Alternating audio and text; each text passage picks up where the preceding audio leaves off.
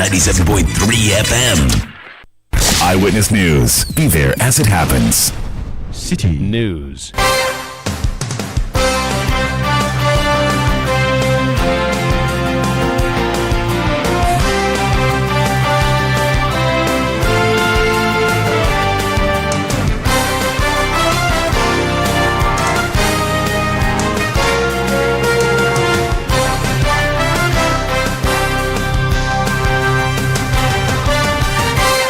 .3 Citi FM. Hello, good evening. Welcome to Eyewitness News, coming to you live from our studios here in Accra. I am Sami Uyafi, and tonight I'm here with Melody Fafa Kotife. Coming up in the next 1 hour, 30 minutes. The medical staff on duty at the police hospital, Greater Accra Regional Hospital, and Kolebu Teaching Hospital failed to attend to Charles Emisa, and this led to his avoidable death. 4 medical doctors, 3 nurses indicted by a committee set up to investigate death of Charles Emisa. Tonight, we bring you details of the report of the Professor Ajiman Bedu Akosa Committee and recommendations to end the no-bed syndrome. Also coming up on Eyewitness News, 19-year-old student battled for his life after reportedly being shot by the police in Dentra here in Accra over a demolition exercise. And later, 14 civil society organizations asked Supreme Court to allow them join the case challenging the constitutionality of the office of the special prosecutor. Stay with 97.3 Citi FM for more on this and other stories on Eyewitness News. Later coming up in business. Inflation rises to 3.4% after 15 months of decline. Eyewitness News is live on our affiliates across the country, around the globe. We are on citinewsroom.com. You can join the conversation with your WhatsApp messages, and the number to send it to is 0539 986 996. 0539 986 996. Let's start for the Ministry of Health. Now, the committee which investigated the death of hit-and-run victim Charles Emisa has concluded that a breakdown in emergency medical care led to his death. The deceased, a 29-year-old engineer, was knocked out at the Circle overpass on February 6, 2026. He was turned away by 3 health facilities, including the Kolebu Teaching Hospital, the Greater Accra Regional Hospital, and the Police Hospital. The chairman of the committee, Professor Ajiman Bedu Akosa, highlights the lapses that contributed to the death of Charles Emisa. Key findings in respect of the ambulance crew. There was inconsistency in the taking and reporting of vital signs of the patient. And the emergency medical technicians lacked basic life support, advanced cardiac life support, and advanced trauma life support. In other words, they were just carriers, really, and could not, without these skills, maintain life whilst in the ambulance. Key findings in respect of the professionals. Dr. Anne-Marie Kudowo failed to exercise ethical and professional judgment prudently by not attending to Charles Emisa in a life-threatening condition at Police Hospital, leading to his death later from severe loss of blood. And she was untruthful to the committee. Dr. Nina Naomi Ejram Adotevi failed to exercise ethical and professional judgment prudently by not attending to Charles Emisa in a life-threatening condition at Greater Accra Regional Hospital, leading to his death later from severe loss of blood. Dr. Ida Durant failed to exercise ethical and professional judgment prudently by not attending to Charles Emisa in a life-threatening condition at Kolebu Teaching Hospital, leading to his death later from severe loss of blood. Dr. Genevieve Ajar failed to exercise ethical and professional judgment prudently by not attending to Charles Emisa in a life-threatening condition at Kolebu Teaching Hospital, leading to his death later from severe loss of blood. Ms. Akosia B. Texan failed to exercise ethical and professional judgment prudently by not attending to Charles Emisa in a life-threatening condition at Greater Accra Regional Hospital, leading to his death later from severe loss of blood. Ms. Joy Daisy Nelson failed to exercise ethical and professional judgment prudently by not attending to Charles Emisa in a life-threatening condition at Kolebu Teaching Hospital, leading to his death later from severe loss of blood. Ms. Salamatu Alhassan Edu failed to exercise ethical and professional judgment prudently by not attending to Charles Emisa in a life-threatening condition at Kolebu Teaching Hospital, leading to his death later from severe loss of blood. Conclusions. The medical staff on duty at the police hospital, Greater Accra Regional Hospital, and Kolebu Teaching Hospital failed to attend to Charles Emisa when he was in a life-threatening condition, and this led to his avoidable death. Specific recommendations. Dr. Anne-Marie Kudowo should be referred to the management of police hospital and to the Medical and Dental Council for disciplinary action against her for breach of professional duty to Charles Emisa and for being untruthful to the committee. Dr. Nina Naomi Ejram Adotevi should be referred to the management of Greater Accra Regional Hospital as their employer. They have oversight, administrative and management disciplinary processes that they must go through, and the Medical and Dental Council for disciplinary action against her for breach of professional duty to Charles Emisa. Dr. Ida Durant should be referred to the management of Kolebu Teaching Hospital and Medical and Dental Council for disciplinary action against her for breach of professional duty to Charles Emisa. Dr. Genevieve Ajar should be referred to the management of Kolebu Teaching Hospital and Medical and Dental Council for disciplinary action against her for breach of professional duty to Charles Emisa.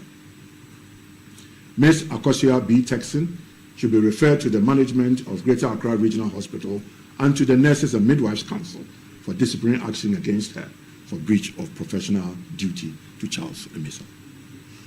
Ms. Joy Daisy Nelson should be referred to the management of Kolebu Teaching Hospital and the Nurses and Midwives Council for disciplinary action against her for breach of professional duty to Charles Emisa. Ms. Salamatu Al-Hassan Edu should be referred to Kolebu Teaching Hospital and Nurses and Midwives Council for disciplinary action against her for breach of professional duty to Charles Emisa. You had Professor Ajiman Bedu Akosa, the chairman of the committee which investigated the death of hit-and-run victim Charles Emisa. Let's get some reaction from the family. And Dr. Matilda Emisa, the sister of the late Charles Emisa and the medical officer at the emergency unit of the Cape Coast Teaching Hospital, joins us on the telephone to speak to us. Doc, good evening. Thank you very much for your time. I can just imagine what the family is going through following the release of this report from the Professor Ajiman Bedu Akosa committee. What's the family's initial reaction to this? Yes, we are reminded again of the tragic death of Charles Emisa. That's my brother.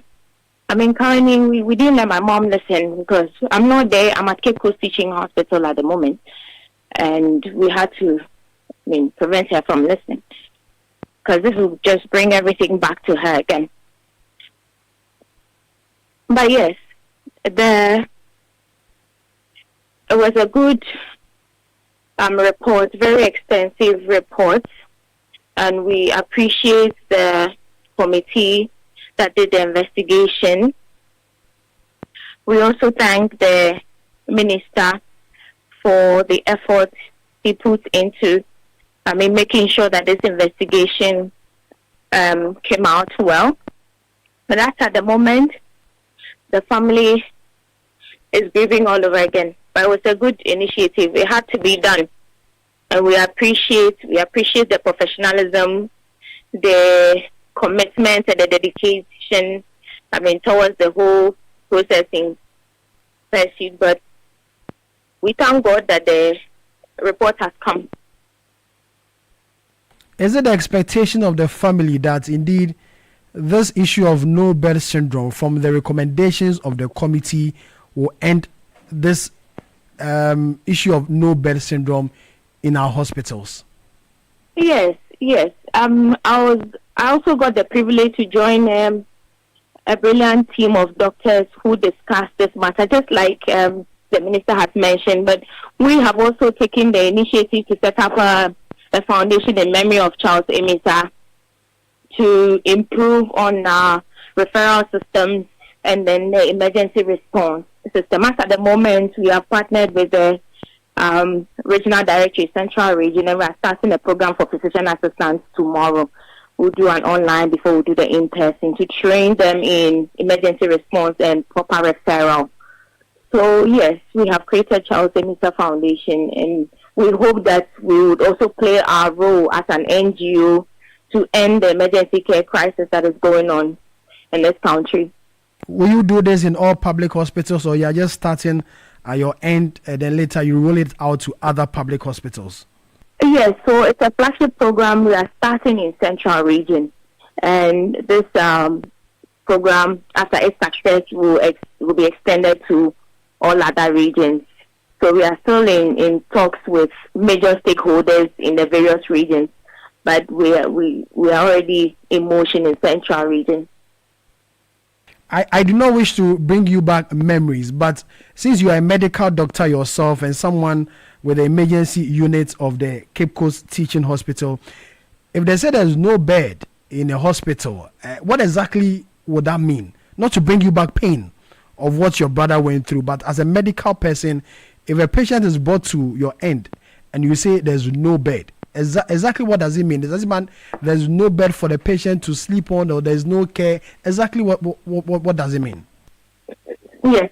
So when a patient is brought in, usually at Cape Coast Teaching Hospital, the other day I mentioned that we have a 15-bed capacity, but it is about the flow, because patients come and they go to their various wards, and then the wards also discharge, so we can get enough space for them on the ward as they stay at the emergency. The emergency, we can only keep you for 24 hours, and after that you'd have to go to your various specialties and they will treat you from there. So when we say no bed, it actually does not mean there's no bed in the entire hospital. So I think that it's all about the flow.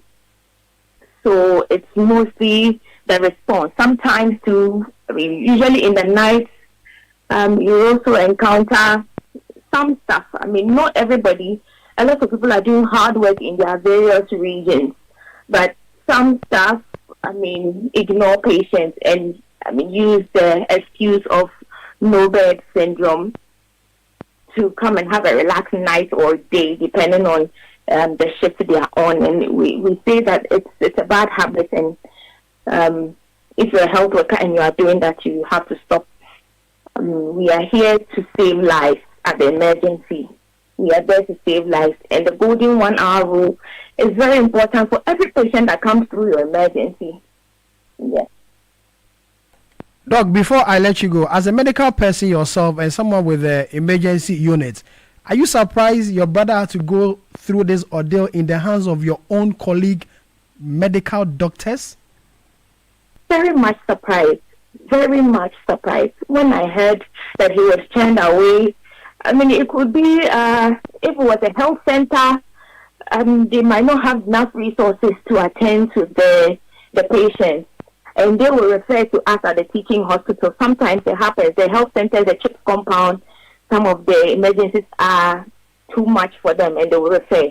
But this is the case. He went through emergency capable hospitals, and they still turned him away. So I was very much surprised. Very much surprised.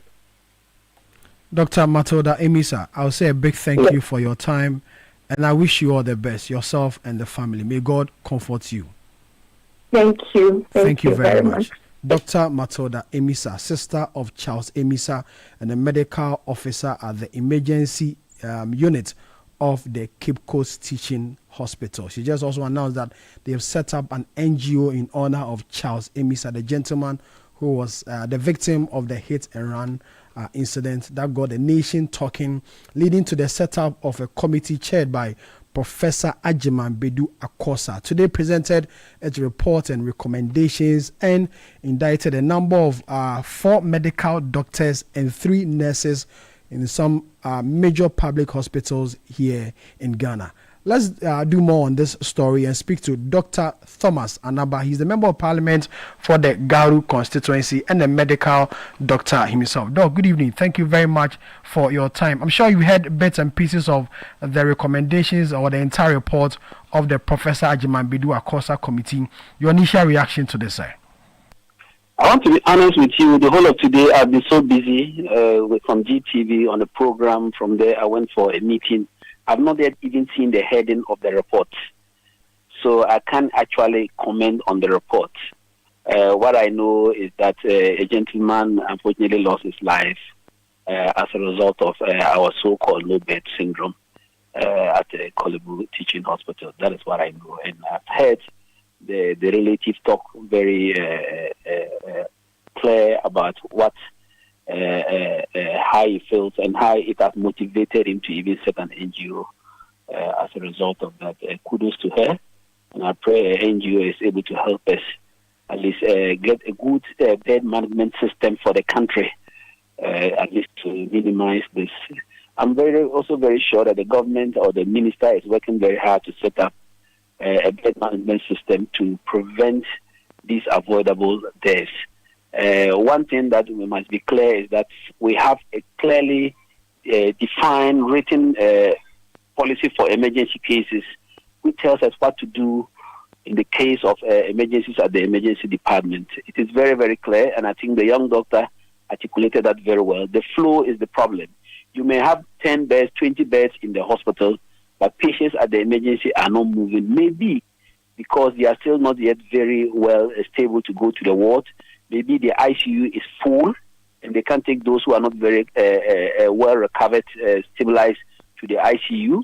So they may have to keep them at the emergency because it mimics the ICU.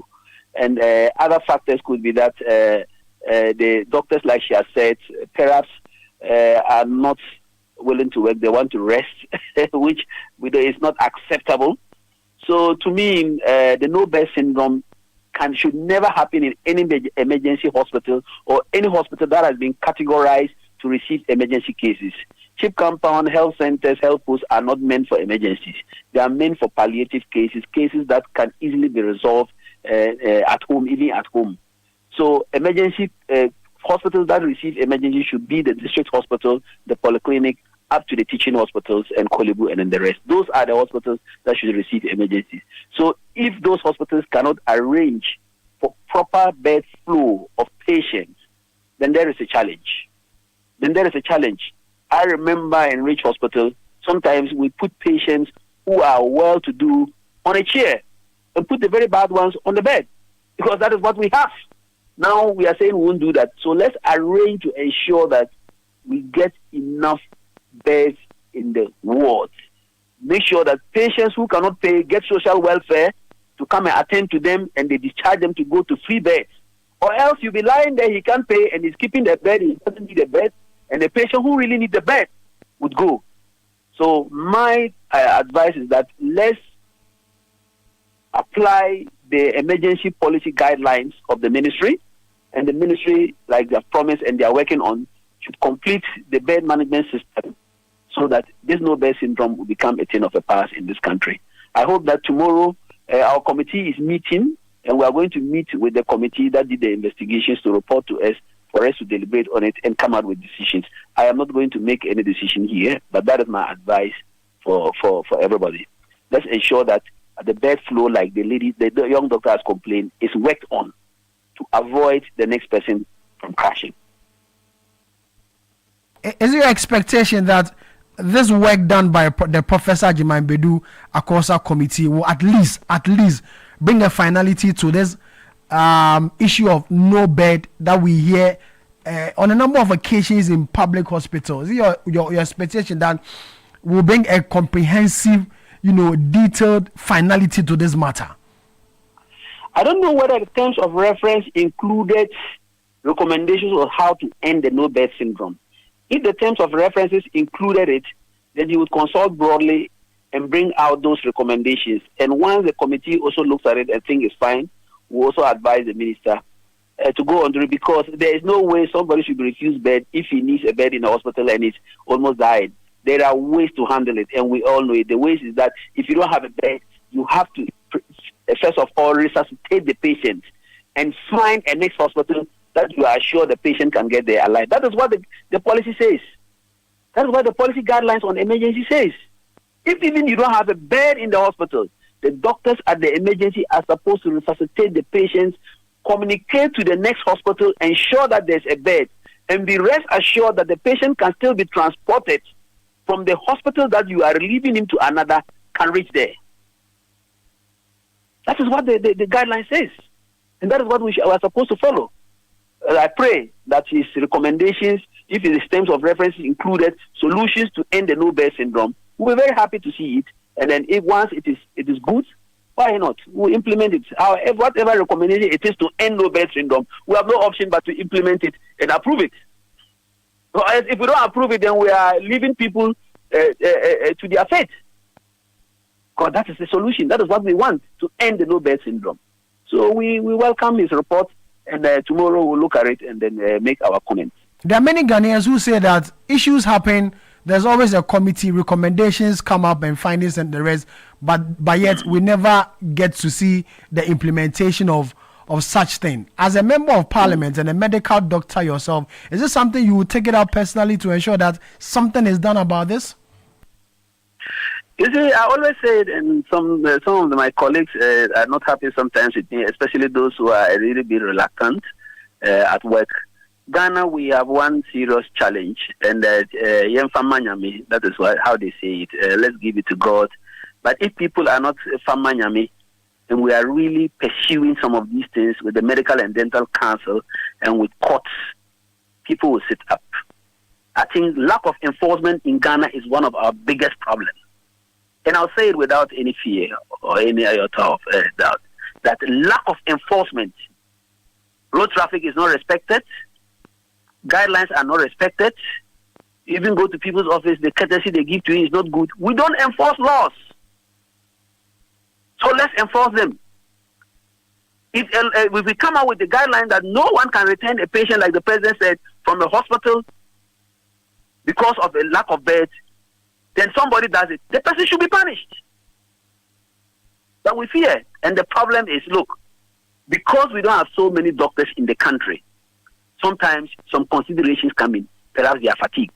We have 1/3 of the doctors in the country. So there's a whole gamut of problems. But enforcement will reduce this. Why should you refuse to receive a patient when you know that this patient cannot reach Kolebu? If you tell him to leave Rich Hospital to Kolebu, he can't reach there. Or if you tell him to go to 37 from Kolebu, you know he can't reach there, and you say, take him to 37. Why? So I think we have to work on these things and see how to stop it. Doc, the guidelines are very clear. Yeah. I'll say a big thank you for your time. We look forward to your meeting with the committee tomorrow. And then we'll have a conversation after the meeting. Thank you very much. Dr. Thomas Anaba is a member of parliament for the Garu Constituency and a member of the Health Committee of Ghana's Parliament. This is Eyewitness News, coming to you live from our studios here in Accra. A few of your WhatsApp messages from Akapo in our Mim says, I only hope the government and policymakers will implement the recommendations of the Professor Akosa Committee. The death of Mr. Charles Emisa could have been averted if proper measures were taken. This Akapo from Ahafo. It says the recommendation, this is coming from Delano, says the recommendations given by the investigative body on the unfortunate death of Charles Emisa should be implemented to the fullest to avert similar situation in the future. May the soul of the departed rest in perfect peace. Jones Adoboy Inla says, I must commend the committee for the report. I hope and believe that the outcome of this report will be implemented to prevent future occurrence by Papa indeed. Now let's listen to the Health Minister, Mr. Kwabena Minta Akando, after the presentation of the report by the Professor Ajimai Bedu Committee. I want to accordingly direct my Chief Director, the Chief Director of the Ministry of Health, to write to the following people, the following health professionals and their hospitals and their regulators, that disciplinary actions be taken against them. 1. Dr. Anne-Marie Kudo should be referred to the police hospital and the Medical and Dental Council with immediate effect. Dr. Nina Naomi Iram, the Greater Accra Regional Hospital, and the Medical and Dental Council. Dr. Ida Drant be referred to Kolebu Teaching Hospital and the Medical and Dental Council. I understand some of these facilities have already started disciplinary actions against some of these people, and I'll urge them to expedite action on them, and their respective regulators must also do same. Dr. Genevieve Aja must also be referred to Kolebu Teaching Hospital and Medical and Dental Council. Ms. Akosia B. Texan must be referred to the Greater Accra Regional Hospital and then NMC. Ms. Joy Daisy Nelson, Kolebu Teaching Hospital and NMC. Ms. Salamatu Ahasan Bedu must also be referred to Kolebu Teaching Hospital and NMC. Before this incident, some measures had already been taken with respect to our emergency response in this country. We had already started the electronic bed management. And so at that point, we were doing the barcoding and the inventory taking of all beds, beginning or piloting with the regional hospitals and the teaching hospitals. So today, ladies and gentlemen in the press, will have the opportunity to visit that particular site at Greater Accra Regional Hospital to see the progress made so far. That is an action the professor was talking about. The second one was another recommendation that the critical care and emergency center or emergency hospital at the Ghana Armed Forces must be also made available to the public. That was a World Bank sponsored World Health Organization, UN. Okay, so it is a national asset that must be optimized, and so His Excellency the President has directed that that must also be made available to every Ghanaian. And so from here, with the press, we'll go there and inspect the nature of that particular facility, and if there's a need for us to beef anything up, we'll do so accordingly. With these few words, I want to repeat and assure the committee that your work will not be in vain.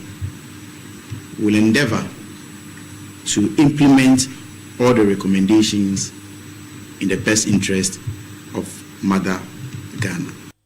Ghana's Health Minister Kwabena Minta Akando. This is Eyewitness News, coming to you live from our studios here in Accra. Eyewitness News. Be there as it happens. The other day, I visited Kweku at his spunky new office to congratulate him on opening his business. And man, was I impressed. The business is just moving quick. The sales, customers, everything is just working seamlessly. The secret? He said, it's MTN Business Broadband. In this fast-paced environment, we need fast and reliable internet to support all business types. No laggy online meetings, great download and upload speeds, impeccable business management systems, all inclusive. I mean, you can have it all. Sharp! I signed on immediately. To enable your business stay ahead and stay connected, make sure you're signed on to the best internet made just for businesses. MTN Business Broadband. Sign up today on broadband.mtn.com.gh and manage your account on my MTN app. Call 0244-308-111 for more information. MTN. Let your voice be heard on Eyewitness News on Facebook at facebook.com/Citi97.3, Twitter at twitter.com/Citi973, and Instagram at instagram.com/Citi973 with the hashtag Eyewitness News. Eyewitness News is coming to you And Eyewitness News is coming to you live from our studios here in Accra and is also live on our affiliates across the country. In the Western region, you can tune into Premier 100.5 FM, Beach 105.5 FM, and Sky 93.5 FM, all in Takrade. In the Bono region, we are Green at 95.9 FM in Sunyai. In the Ahafo region, we are Hammers Radio 106.5 FM in Goso. In the Ashanti region, we are Alpha Radio 104.9 and Orange 107.9 FM, all in Kumasi. In the Volta region, tune into Global 105.1 FM in Ho, Adanu 107.7 FM in Adakluwaya. In the northern region, we are Diamond 93.7 FM in Tamale. In the Upper West region, you can tune into Westlink 88.1 FM in Laura and Pupili 92.7 FM in Wa. In the Upper East region, we are Source 100.1 FM in Boku, Pure 100.5 FM in Avrongo, Gunzang 90.1 FM in Tongo. Northeast region, you can also tune in to Scarp 101.3 FM in Nakbanduri, Radio Jimbali 107.3 MHz in Jimbali.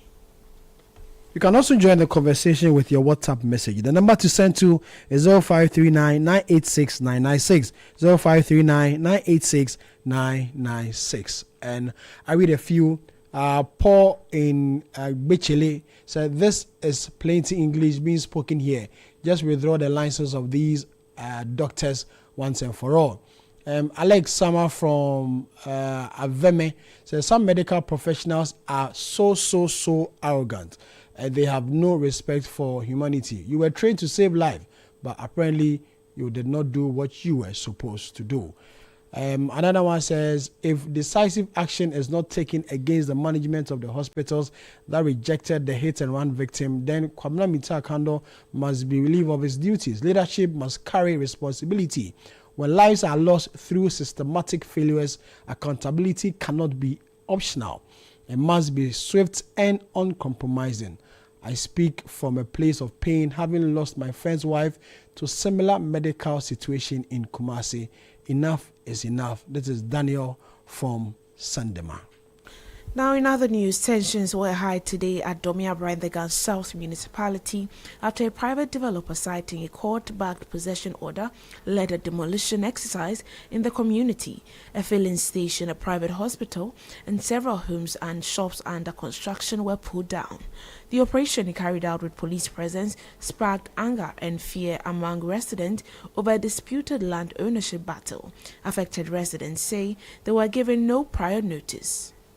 I was in the house when they called me that the filling station is being demolished. Then from my surprise, I don't know, because I thought that if they want to demolish something, they have to give you a letter, execution letter, so that you know about it. But there is no execution letter, nothing. They have destroyed the canopy and the pumps, some of the pumps, and they were going to demolish the building, whereby some of our people stopped them.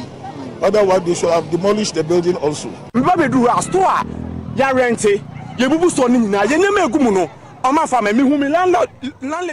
I arrived here, I found that the stores we had rented had been demolished and our belongings removed.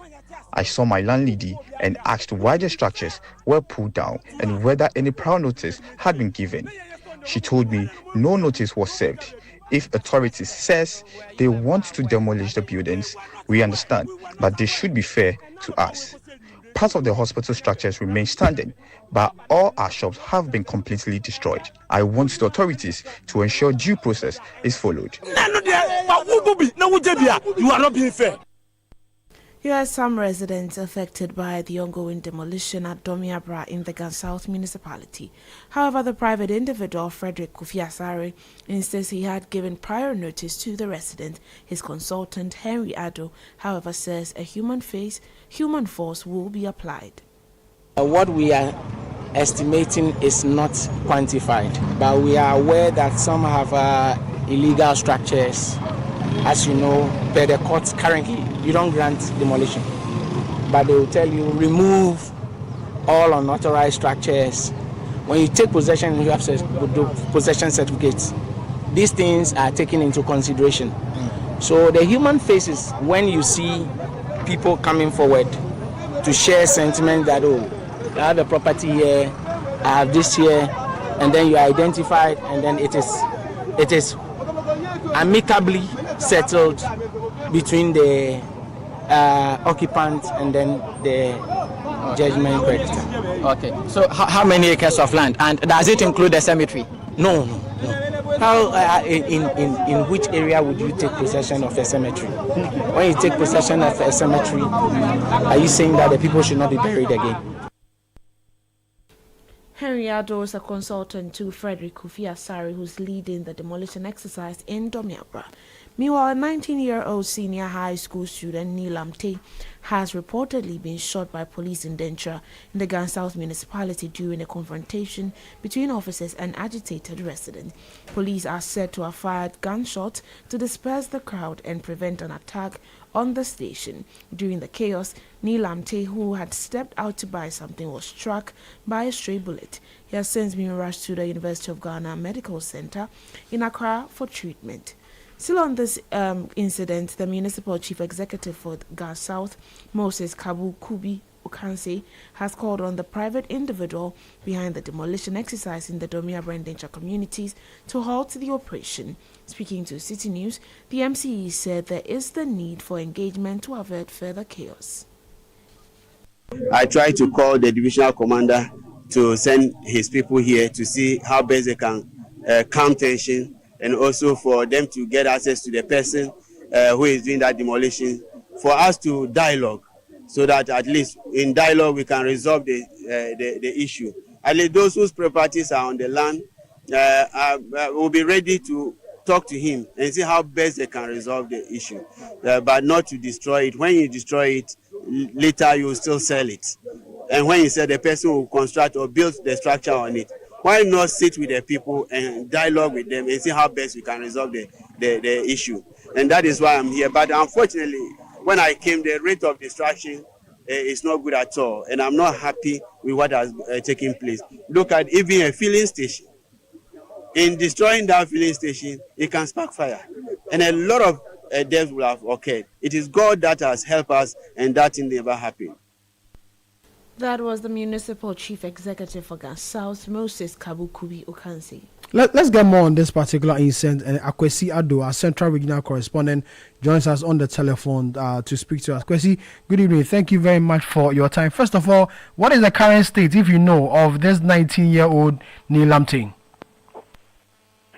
Good evening, Sammy, and thank you for having me. So, 19-year-old victim Neil Amte has been referred to the UGMC Accra for advanced treatment. And just a while ago, I got in touch with the family, and I'm told that even though he is still in a critical situation, medical officers has been able to stabilize him, and they are looking forward that they would be able to keep him alive as of now.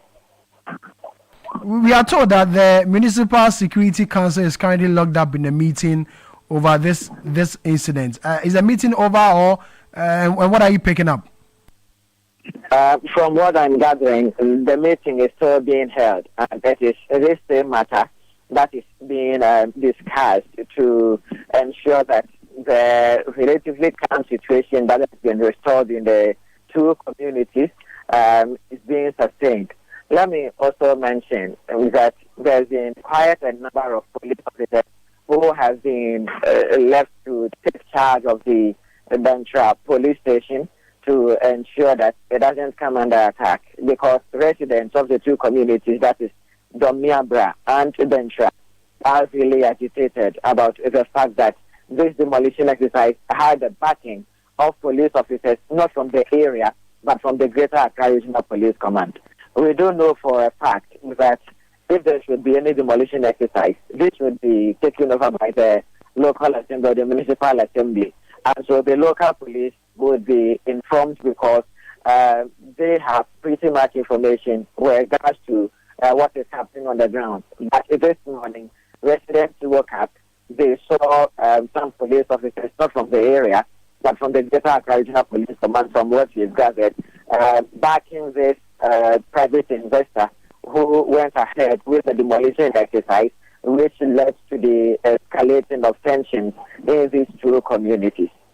We are told by residents that they were not given notice of this intended exercise. From your interaction with the developer, did he give these residents notice of his intention to embark on such an exercise? Okay, so, I mean, this has been a long-standing issue between Frederick Kofi Asare, the private investor, and then the two communities. So just about a year ago, a similar incident occurred, and as at that time, it was the community cemetery at Domiabra, which was being demolished. So the residents resisted, and then tensions escalated, and they recorded some injuries. There were gunshots, and then some persons got injured. So the matter laid low, and then the court proceedings, continued. But after when the court granted the authorization that the private investor can go back to the two communities, take possession of the over 700 acre land, residents are arguing, or they are insisting that there was never any prior notice given to them with regards to the possession taking, and then as well as this morning's demolition exercise. And as a matter of fact, looking at the two communities, as per the acre of land that is being sought after by this private investor, what it means is that then virtually all these two communities, including the two cemeteries, would now belong to the private investor.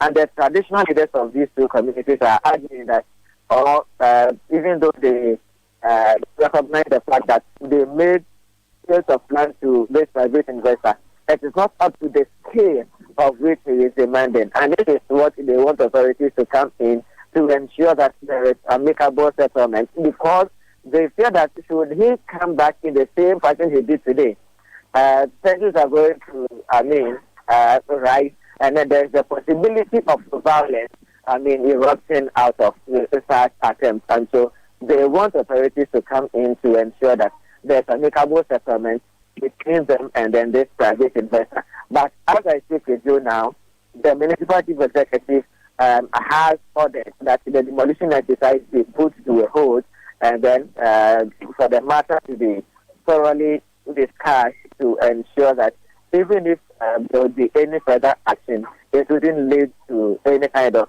chaos or violence like which we've witnessed today. In fact, but for the strong presence of police officers in the Nantra community today, I'm sure by now we wouldn't be hearing good news in the sense that the police station nearly came under attack by some agitated residents. Akwesi, thank you very much for your time. Akwesi Ado is our Central Regional Correspondent. This is Eyewitness News coming to you live from our studios here in Accra. We'll go for a quick break. When we come back, 14 civil society organizations asked Supreme Court to allow them join the case challenging the constitutionality of the office of the Special Prosecutor. Eyewitness News. Be there as it happens. Hello. My name is Wakadri, and I'm a man of many voices. Some people fall for Pamela. Good afternoon. This is Pamela. We're revalidating some mobile app account. Kindly confirm your details. Oh, my other victims who think I'm calling from. Hello, customer experience here. Your account has been blocked. Please provide your PIN so we can reactivate it immediately. Others panic and fall for that one. Dear customer, click the link in the SMS we just sent you to upgrade to your ATM services. My favorites are the ones who click first and think later. Hey, Roddy. Be honest. Like play, you could also fall for this. Stay safe. Remember, EcoBank will never call, email, or send an SMS asking for your PIN, OTP, bank card, or Ghana card details. Pay attention to detail. EcoBank, the Pan-African Bank.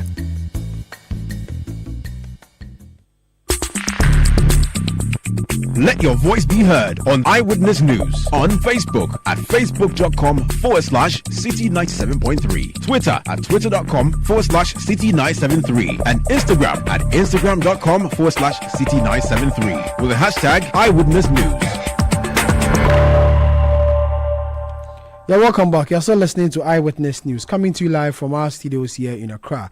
And the 14 civil society organizations have asked the Supreme Court to allow them join the case challenging the constitutionality of the office of the special prosecutor. And in a statement issued just a while ago before we came on air, it says the coalition of 14 civil society organizations yesterday filed an application before the Supreme Court of Ghana seeking leave to be joined in the constitutional action brought against the Attorney General, in which the plaintiff challenges the constitutionality of the provisions of the Office of the Special Prosecutor Act 2017, Act 957.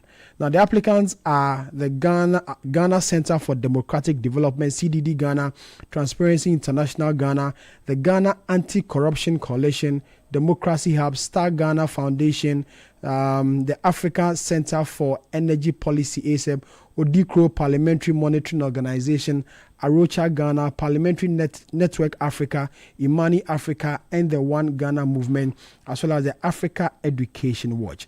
The statement says several of these applicants were closely engaged with the drafting and parliamentary passage of Act 959 in 2017, as well as the advocacy leading to the establishment of the Office of the Special Prosecutor. Notably, the Ghana Anti-Corruption Coalition, CDD Ghana, and the Transparency International Ghana, then known as the Ghana Integrity Initiative, jointly submitted the most comprehensive civil society memorandum to the Parliamentary Committee on Constitutional, Legal and Parliamentary Affairs during the consideration of the bill. The statement continues and says, the matter before the court raises question of profound constitutional importance, and the applicants approach the Supreme Court with the highest respect for its constitutional role as the guardian of the 1992 Constitution.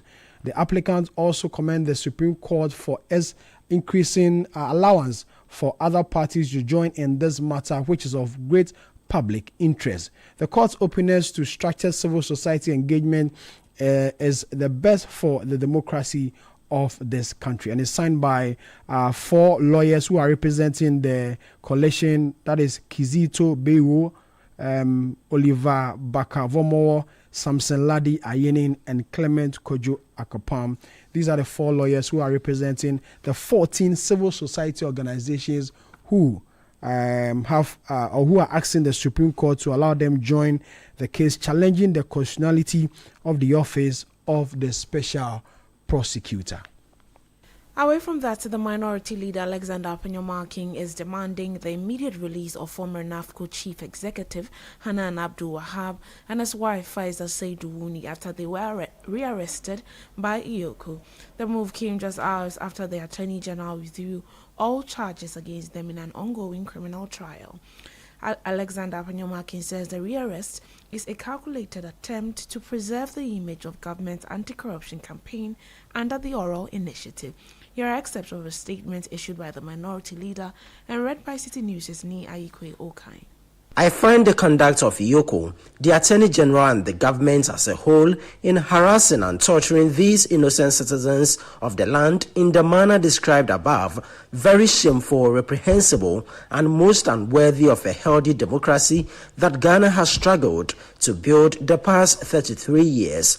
The law enforcement processes should be deployed to deal with the actual wrongdoing in accordance with due process and not utilized as a propagandist machinery for the government by arresting and detaining leading members of the opposition as a way of purporting to give meaning to the government's failed oral promise. IOCO's move in rearresting the accused persons after charges had been withdrawn is clearly a desperate attempt to save the face of the Attorney General and sustain a false impression of a continuation of the government's failed oral promise. The IOCO boss, Raymond Archer, must learn to operate in accordance with due process like his predecessors used to do. That important institution of state must not be turned into a rogue outfit for harassing and torturing innocent citizens extrajudicially when the government becomes frustrated by a failure to prove offences leveled against them in courts of law, as we have seen in the Baffa stock. You heard excerpt of the statement issued by the minority leader Alexander Apenyomarking, read by Citi News' Ni Ayikwe Okai. You're still listening to Eyewitness News, coming to you live from our studios here in Accra.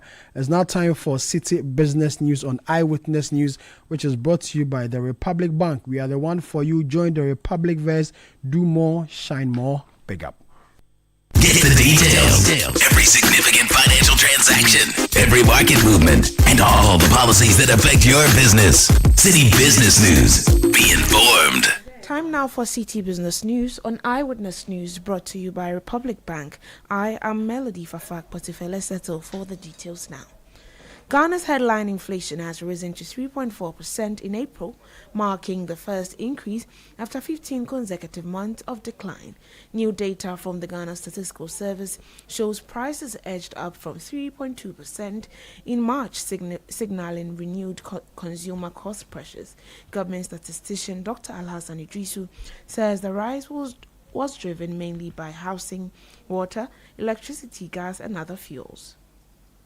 In April 2026, the Consumer Price Index stood at 267.3, up from 258.6 in April 2025. This translates into a year-on-year inflation rate of 3.4%. In simple language, prices are 3.4% higher than they were 1 year ago. On a monthly basis, inflation was 1%, meaning that prices increased by 1% between March 2026 and April 2026. Compared to March 2026, inflation has increased by 0.2 percentage points. But if we compare inflation to same period in 2025, which is April 2025, then inflation has dropped sharply by 17.8 percentage points. This tells us something important. Inflation remains low overall, but we are beginning to see a slight upward movement. You are the government statistician, Dr. Alhassan Idrisu. Now, the governor of the Bank of Ghana, Dr. Johnson Isiama, has called for enhanced coordination across markets to address gaps in the system constraining the development of value-driven digital financial systems. Speaking at the 3i Africa Summit in Accra, he noted that despite the progress made, key bottlenecks continue to limit growth within the ecosystem. Dr. Isiama further outlined ongoing initiatives by the central bank to support cross-border financial systems. The challenge is no longer building systems, it is connecting them. What is required is a greater clarity in how we define our priorities and stronger coordination in how we implement them. So in this context, regulation must remain firm, it must protect the public, it must safeguard the integrity of the financial system, and it must preserve stability. At the same time, it must be enabling. It must support responsible innovation and allow markets to develop in a structured and predictable manner. Dr. Isiama stressed the need for a balanced regulatory approach that ensures stability while enabling innovation. It's not only about issuing laws, guidance, or frameworks. It is about strengthening the service infrastructure around regulation. Processes have to be clear. Submissions must be trackable. Decisions have to be timely. This is how confidence will also depend on the strength of our digital identity and our KYC framework. Weak authentication increases fraud risk, it affects credit quality, and it undermines trust in digital financial services. You are the governor of the Bank of Ghana, Dr. Johnson Isiama. Now, former President John Ejikunkufo is urging African countries to prioritize cocoa value addition and industrial scaling as part of efforts to strengthen the continent's position in the global cocoa economy. Speaking at the Made in Africa Cocoa Finance and Investment Forum at the London Stock Exchange, he said building a competitive Africa cocoa economy by 2040 will require a clear strategy anchored on 4 interlinked pathways, including expanding chocolate manufacturing across producing countries. Cocoa industrialization can anchor domestic employment and social stability as well as social mobility. Second is value addition and industrial scaling. Africa must decisively expand into chocolate manufacturing, nutraceutical, functional foods, and pharmaceutical applications. Cocoa's health benefits, rich in antioxidants and flavonoids, remain grossly underexploited despite growing global demand. The third pathway is capital and long-term investment, which is perhaps the most significant gap in Africa's cocoa sector to achieve sustainability. Addressing climate risk, industrial scaling, and job creation will not be possible without financing structures. John Ajekunkwufo is former president of Ghana. Now, energy analyst Benjamin Isian says Ghana's latest move to expand domestic gas capacity could significantly improve power reliability while boosting government revenues from the upstream petroleum sector. This follows a key term sheet agreement between ENI Ghana, Vitol Upstream Ghana Limited, and the Ghana National Petroleum Corporation to advance the next phase of the offshore Cape 3 Points project. Speaking to Citi Business News, Ben Insian noted that increased gas supply will strengthen electricity generation and enhance fiscal returns. Increment in gas supply not only sustains the reliable and available supply of power to firms and households, but also improves government fiscal position in terms of increased revenue proceeds from our upstream sector. I believe that if partners are able to invest in a lot of capital resources to expand gas infrastructure that will necessitate improvement in flows, I believe all partners are likely going to observe revenue improvement, especially at the time that the government of Ghana is committed to paying debt obligation to gas suppliers. And beyond that, I think that the government of Ghana will also likely make huge revenues from these gas expansion in terms of production. And lastly, I think that it is also going to sustain our power sector in terms of getting the feedstock to power most of our thermal plant, which features into government's initiative of using gas to power electricity. That was energy analyst Benjamin Insian. Now, players within Ghana's construction sector say recent government initiatives, including the Big Push infrastructure program, have significantly contributed to growth in the sector. Stakeholders are, however, expressing cautious optimism, even as inflation in the sector eased to 2.2% in February 2026, down from 2.4% previously.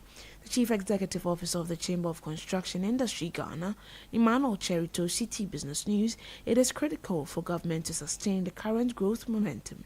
With the construction sector, with the emergence of the Big Push, there is a lot of turnaround in that particular space that is giving the construction industry a facelift. And as a matter of the agency, is also boosting in industry productivity, because as long as contractors remain on site, automatically they need to buy materials. So therefore, it puts manufacturing sector into business at the same time. The financial sector also into business. The insurance sector is also into business, and then the service sector as well. So these are some of the positives that we are witnessing being characterized by government policy that has been introduced. Yeah, the CEO of the Chamber of Construction Industry, Emmanuel Cherry. Well, that's all for Citi Business News on Eyewitness News, brought to you by Republic Bank. We are the one for you. Join the Republic first. Do more, shine more, big up. I am Melody Fafa. Put it up next is Point Blank. Momo. It has made life happen in lots of good ways. Mr. Kwanzaa, Minsaka insurance claim no. It has put together beautiful weddings. It has filled the bellies of boys at their favorite watchy joint. My guy, stop. Who they chop cancel these days? It has made millions of businesses possible. Minsaka no. We are back in business. With just a few taps, money moves faster, easier, and safer. Momo understands the weight of your trust in us. We continuously enhance security with features like self-paying reset to help you protect your money. Momo will only call you with 0244 300,000. No MTN or Momo staff will call or ask for your PIN or one-time password. Do not transfer funds to anyone whose identity you have not verified. Do not approve any prompts you have not initiated. Momo, still Munsaka. The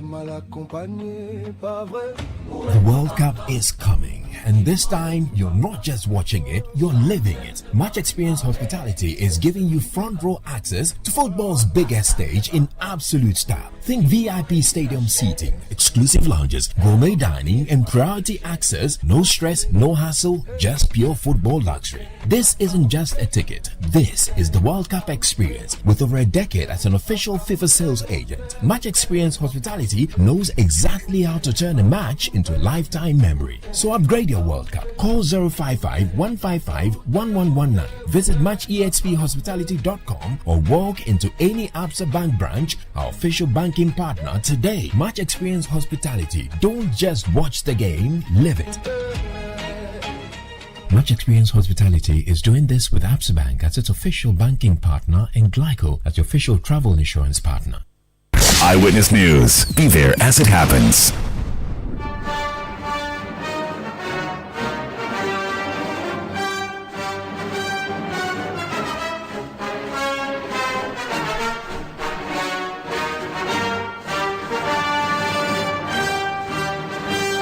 Welcome back. You're still listening to Eyewitness News on Citi 97.3 FM.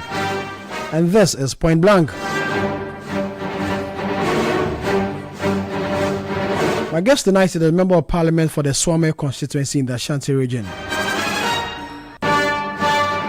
First-time Member of Parliament. And also happens to be the Council for the Minority in Ghana's Parliament. I'm talking of John Dakun.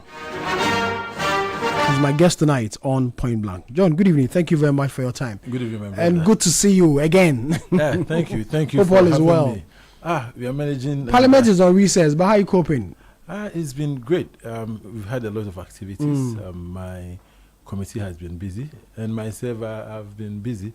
At least I have the speaker's clearance to do some work. So I've gone back to the chambers, supervising some of my juniors, and at least working small to see if I can make small Nokofi under this horrible economy. Horrible, you say? Oh, yes, it is. Well, I don't know, Sami. Are you great? I don't know. I'm just asking questions. I don't know. I mean, the way you shouted horrible, it looks like you are way better. I have no idea. Because I'm suffering. John, we'll go to constituency, but let's talk about some issues. In recent times, I remember the minority, raised a number of issues with the operations of some state agencies, especially Yoko, on how it is operating as a state agency. What problem really do you have with Yoko in recent times?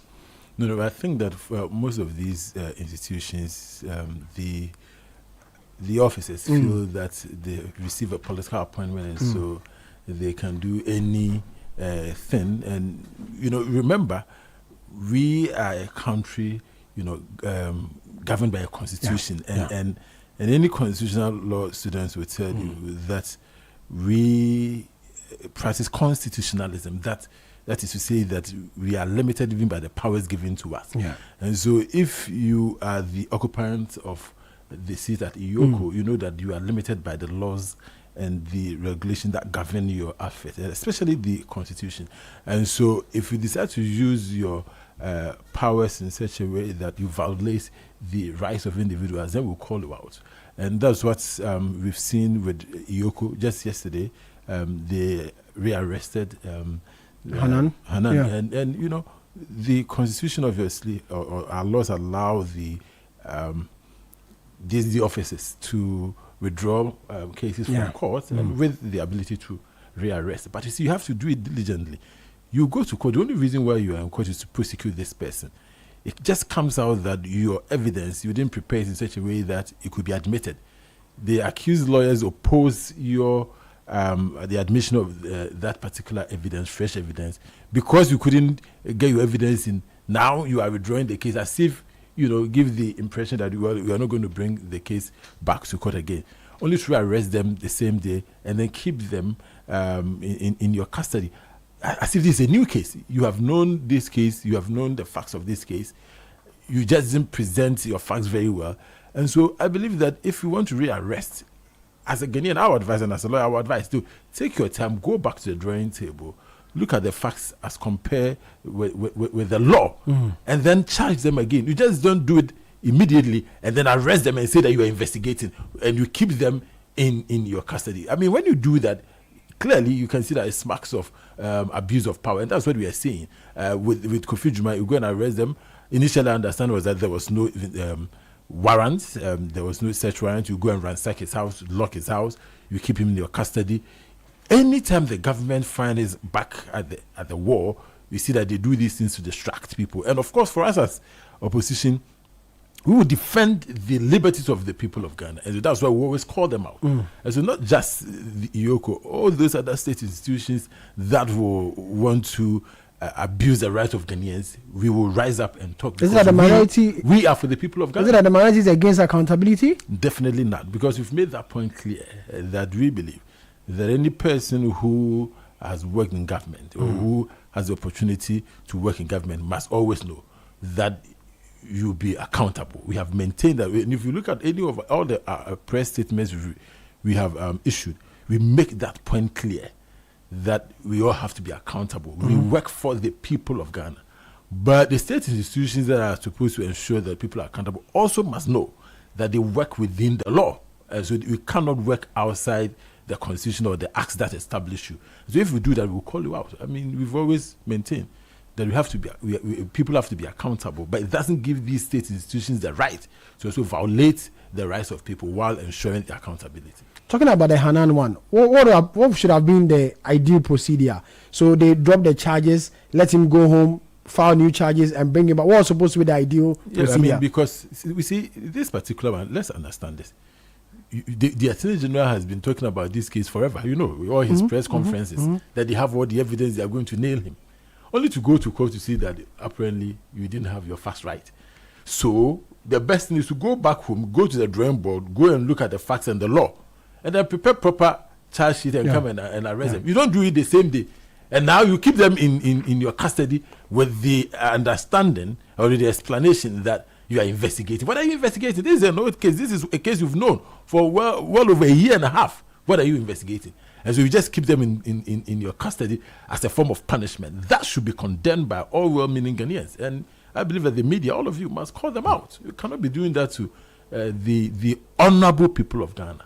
You cannot be doing that. I've heard the minority also say that the government, drive oral is there at Tonsum, and so there wasn't anything really for the government to come, against former appointees. The oral was just a campaign message or a campaign promise to get votes, but actually there's nothing to run after as far as oral is concerned. If you remember, my position from day one was that even the establishment of that so-called oral was illegal. And I maintain that a president-elect, by no powers in our constitution or any of our laws, that a president-elect have the power to set up a committee to investigate people.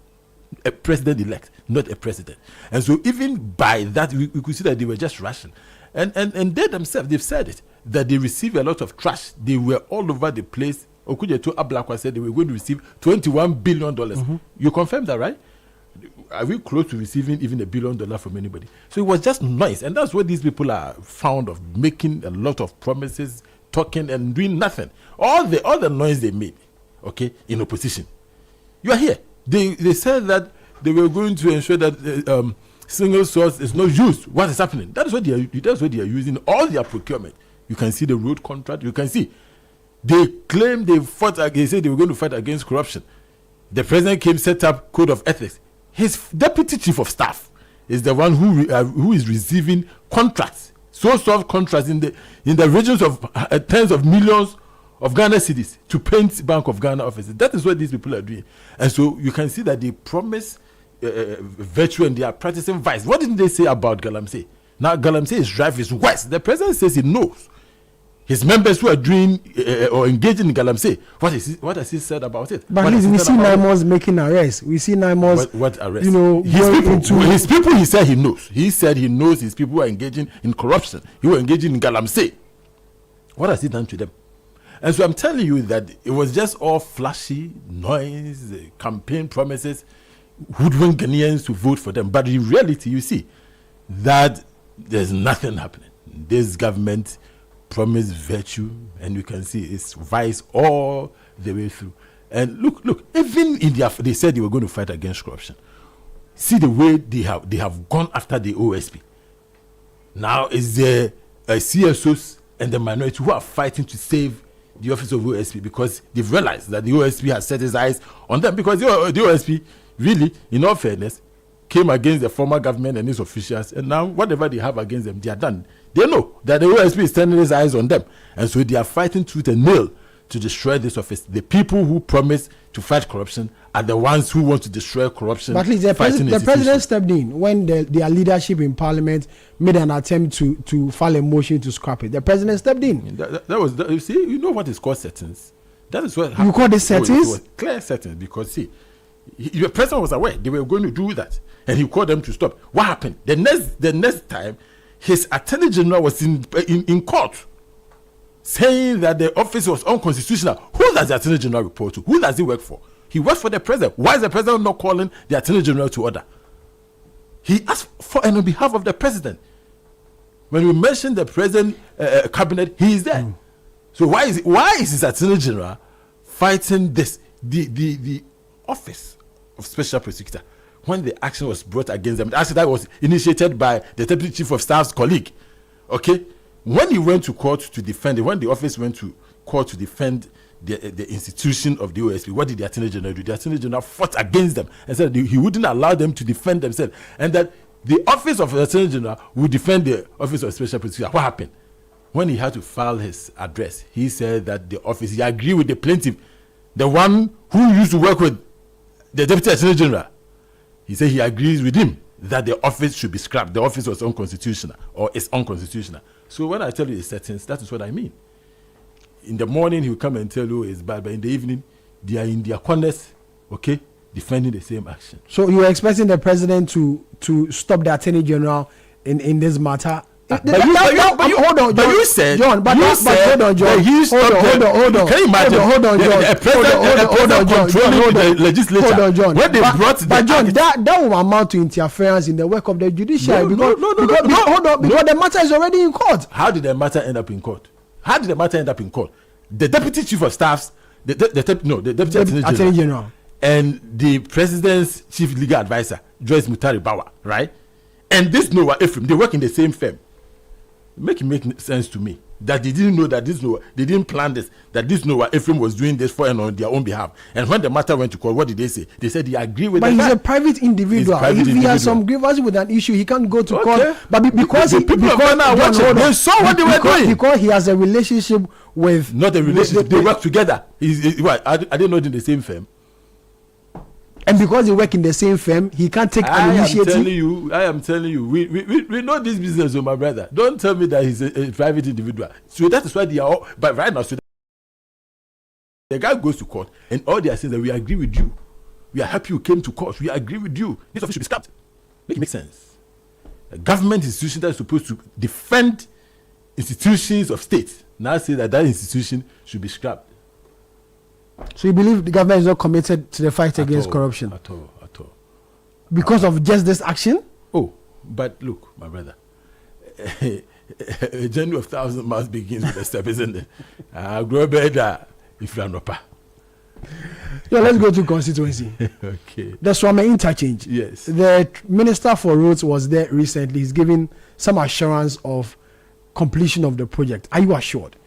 Because it's been a project where it's brought about a number of issues within constituency in Swame. Yes. You are assured it will be completed as given by the Minister for Roads and Highways? I can only hope so. Truth is that I have engaged the minister so many times. He assured me that the government was committed to finishing the project. And Indeed, recently he went to visit His Majesty and told him that they were going to complete it, and informed His Majesty that some monies have been advanced to the contractor. Last week I was at the Constituency and I saw that the contractor is back on site. And so on that score, once the contractor is back on site, I can only hope that this assurance he gave to the Ashanti region and Santehene will materialize. But you see, one of the things we need to acknowledge is that Swami interchange is not a Swami project, neither is it Kumasi project, nor even Ashanti region project. It's Ghanaian project and international project as well, because that's one of the main links between the southern part and, of course, our neighbors in the Sahelian region. It's very important that no vehicle or no truck will move from Accra to the north without passing through Swami. And so nobody should think that this is a Swami constituency project. In fact, the project extends into Menchia South, Bantama, and even Aswase. In fact, Menchia North. So it is within about 4 constituencies. So completion of that project is so important, and I'm happy that the government is committed to completing it. You give them some credit? Yes, of course, by going to the site, because it's been about 16 months since the project, stalled. My only worry, and I will need a minister to clarify, because you see, the project as was conceived by the previous administration was a 4-tier interchange. Last, about 2-3 months ago, the minister said in one of his media rounds that it was going to be 2-tier interchange, and they said, well, no longer 2, it will be 3. So, as it stands now, and I've been trying to get it from the minister, maybe I have to file a question in Parliament. What is the government decision? Is it 2-tier interchange? Is it 3-tier interchange? Is it 4-tier interchange? And why is it deviating, if any, from the project as was conceived by the previous administration? The completion of the project as was previously conceived, I believe, will be very good for the Kumasi enclave, because the number of cars that come to side of town every day, I believe that more than 50 or 60% of them are not even from Kumasi. Yeah. And so if it can be completed the way it was conceived, it will ease the traffic situation. I believe also that it will even beautify the city and help commerce, within the city. So I'm happy, and I'll commend the minister for the commitment to completing it, and I hope that it's completed on time. He said that it will be completed by 2028. The previous government had anticipated 2027, so like a year's delay. I hope that this timeline, the new timeline, will not be deviated from. And are you also happy with the Accra Kumasi Expressway? Okay, so big deal. You see, some people say sometimes opposition parties oppose, but we don't oppose. We offer alternatives. If you're a user of that road, you will see, and I use it often, you will see that... I know you use it often, that's why I'm asking you that question. Yes, you will see that if the government had listened to us in completing the bypasses that had been initiated by the previous administration, it would have served us all well, because you see, a lot of money has gone into the bypasses that the previous administration started. Some of them are at various stages of completion, 70%, 60%, 80%. So if you leave these bypasses and you decide to start new road, first of all, we are going to lose money because if you start a road and it's 70% complete and you don't finish, remember, it will be at the vagaries of the weather. It will get destroyed once we don't finish it. So we're going to lose money from there. And now we are going to start a new project that is going to take time. Meanwhile, the people who use the road are suffering. The number of hours. Now, Kumasi is not 6 hours, 7 hours journey. It's 8 hours. 8, sometimes 10. Yes, sometimes 10. Yeah. Traffic is crazy on that road. So what the government, and you can see where the previous administration started, the Enyinam bypass right now. If you use it, you can see that it makes a lot of sense. It will take away all the traffic points from the main, Kumasi Accra road. Just like, President Kufuor started the Nsawam bypass. Nsawam Koko one. Exactly, the Nsawam Koko. So that's what the NPP administration sought to do. But the government feels that well, if we all want to fix the Kumasi Road, you want us to complete the bypass, we want to start a new one. You see, I think that the two of them can be completed, but at this very moment, the people of Ghana, the people who ply that road, need relief. And it will be better, in my view, if we finish the bypasses before we come into completing this new one. It's a good project if it's completed, but for me, and I'm worried that we may not be able to finish it at the time that the government has given to ISOL. And so if this one is left abandoned, there's a current bypass project is left abandoned, and you're unable to complete this one also, then what happens? So I think that it's important as a country that we stick to completing projects from the previous government. Because look, let's look at all the Agenda 111 buildings across the length and breadth of the country. Some of them 90%, 95%, and we've abandoned all of them. And we are go to my constituency, they are trying to build health centers. Why can't we put all this money together and finish the Agenda 111? Why? Are you afraid that a particular government will take the credit? No. You should be happy. When you finish it, you can take the credit. Why? Didn't Kufuor start N1 project? Atamis came to complete it. And I remember on the completion, President Kufuor came and they all commissioned it together. Why can't we do that? Why are we abandoning projects started by the previous administration? Why are we doing this to ourselves? And we are taking the money from the same pot. Look at the kind of politics we play. That's why. But that must be condemned. That must be condemned. And I'm saying I commend President President Mills. May his soul rest in perfect peace. Okay, the way he helped complete this N1 road, even though it was an American project, the Americans were going to finish it anyway. But at least he supervised the completion. He took the credit. So when we finish the Agenda 111 project, you also take the credit for completion. Why are we abandoning these projects? So we need to do better as a country. We need to elevate the governance that we are giving to the people of Ghana. You know, I think that we don't have to take the people of Ghana for granted. That's why I prefer that from hence we should start calling the people of Ghana the honorable people of Ghana. They are the people who are the honorables, not those of us sitting in that house there. The honorable people of Ghana, they are the people we are serving, and we must make their lives better. Because take the Agenda 111 project alone. Does it make sense that we are keeping them the way they are now? But the government said they are running an audit on it. After the audit report, they will know the action to take on them. What audit? This is but John, is it not right that you inherit a project, you do proper auditing on it before you don't no hold on, John. You just don't sink money into a project you came to meet. Okay. Ali, you need to know the state of these projects before. So let's say it's been a year and a half. So are they not done with the audit? A year and a half. So government, you have 4 years. Now, by the time we hit June, we are in May, right? June next month, 2 years will be gone. You know that. 2 years will be gone. And the president needs to leave a legacy. Are you going to use the 2 years to now start a new thing and complete it? So your legacy, complete all the Agenda 111 and claim the credit. In the end, it doesn't matter who claims the credit. The people of Ghana will benefit.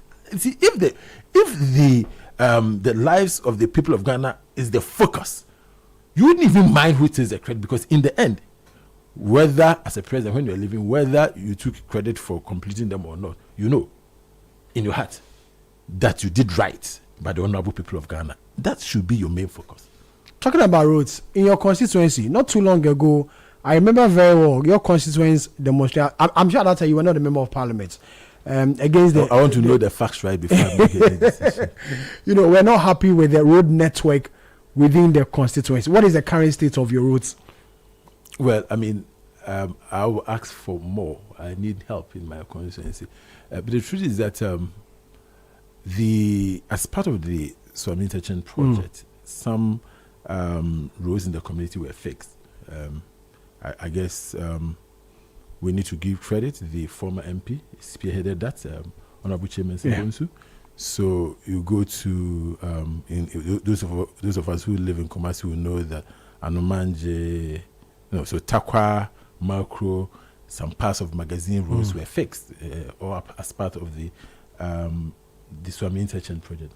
But if you live there, you go to Bremai, you go to Chronom, huge parts of my constituency, that road network is still not great.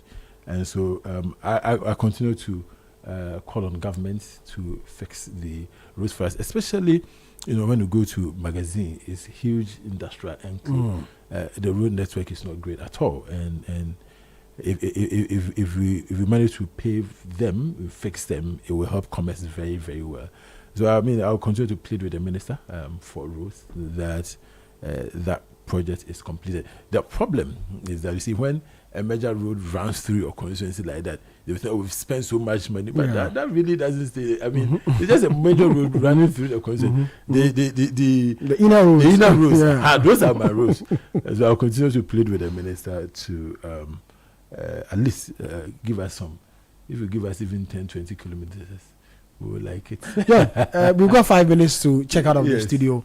You've been MP for a year and over. Run me through some of the things you've done in the constituency since you became Member of Parliament for the area. Well, thank you very much. So, in my constituency, I've been a Member of Parliament for a year and 4 months. Yeah. And in the past year, I've managed to get, for me, my focus has been education. I've given about 500 desks to the Swami Technical Institute. Managed to build a mobile computer made up of about 40 laptops, so the community, the schools there can use it.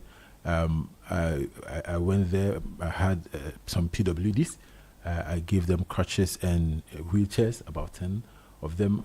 One of the things that I did, and I'm most proud of, and I will need help, is the children with disability in my constituency.